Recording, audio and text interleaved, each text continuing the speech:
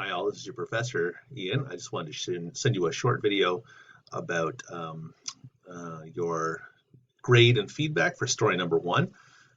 I'm about halfway through the stories, so you're starting to get feedback, and I just thought I'd talk about this a little bit. So let me show you how I'm doing this. This is test students. This is just a blank, well, one I submitted. This is my story. That's the entire submission. So when I'm going through, I'm reading, and I'm using some of the tools up here. I'm using this tool, which allows me to pinpoint things and leave comments, right?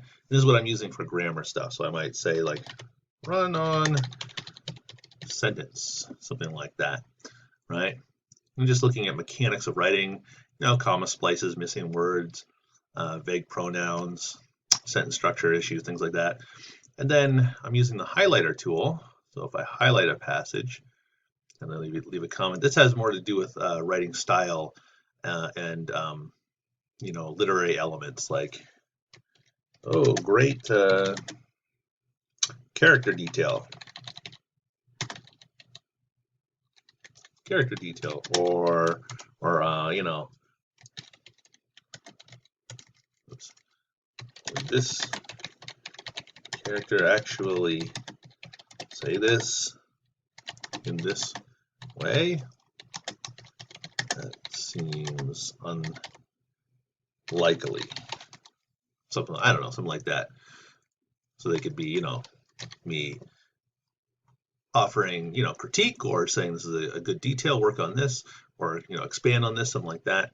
So those are the two kinds of feedback I'm giving on the paper itself. And there's also a rubric with a breakdown of your grade. And what I'm looking for, or, what I'm looking for, thinking about when I read through your paper is narrative structure. Are you following a good narrative structure that makes sense? Is there progression towards a climax? Are you setting up the action for the reader, that kind of thing, in an appropriate way for your paper? It doesn't have to follow any specific model, but does it make sense in the context of your story? You're using description. Are you using imagery and concrete detail? Does it fit the tone of your paper, the world you're creating? Characterization. Are you developing character through detail and dialogue? And does this feel like a real specific character? And then mechanics, punctuation, sentence structure, spelling, diction, and clarity, right? So if you have a lot of run-on sentences that are unintentional and create confusion in the reading, that's what I'll be looking for, things like that.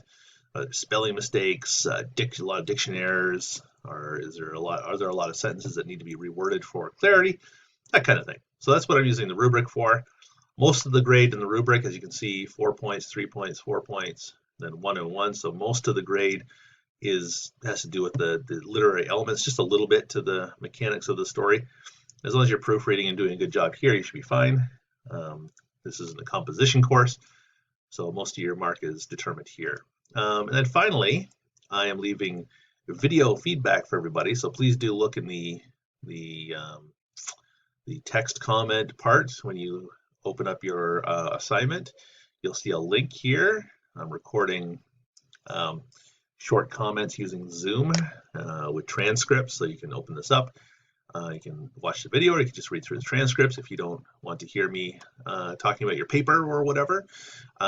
So please do look for that. There will be a link to a video where I discuss, the grade and what you can do to improve. Okay, and that's it for now. I just wanted to explain the marking process so you're not left in the dark as you start to receive feedback over the next couple days. Okay. Oh, by the way, they're a lot of fun to mark so far. So I hope they continue to be. Okay. Have a good weekend. Enjoy safely. Enjoy your 4th. Remember social distancing, wear a mask, everything. Otherwise, have a good one. Bye-bye.